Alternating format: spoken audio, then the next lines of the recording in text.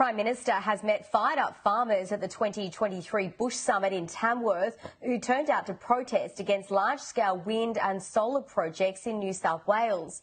There was also heated discussions about the Voice to Parliament referendum. About 150 farmers picket the entrance to the Bush Summit in Tamworth, waiting for the Prime Minister's arrival. They are unhappy about transmission lines cutting across farms and what they say is the industrialisation of fertile agricultural land. 20 years' time, what are they going to do? We're going to have forests of dead windmills. These things are just destroying our rural amenity. They're as if rural people are second-class citizens. You wouldn't see any around the city, would you? After his opening address, Mr Albanese says he spoke with a few of the protesters.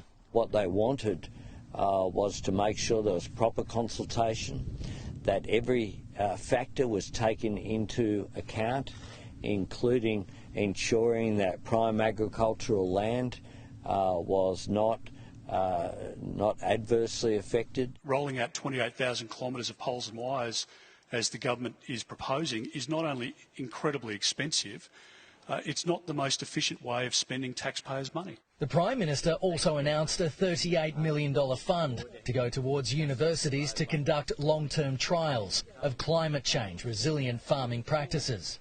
This investment will build a long-term evidence base to accelerate the adoption of best practices across the agricultural sector. In a Q&A discussion, there was a heated exchange with an audience member when the topic turned to the Voice to Parliament referendum. I don't think a voice to Parliament is going to fix all those problems. We want you to be able to sit down with us. I respect the view that you've put forward, and there is no question that not every Indigenous person has the same position. The Prime Minister has used some of his time while in Tamworth to tour a barley farm and has welcomed China's decision to drop an 80% tariff on Australian farming and what he says is improving relations with our overseas trading partners. This will make an enormous difference. The industry was worth in exports to China over $900 million in 2019. Today, the prospects are it's worth substantially more.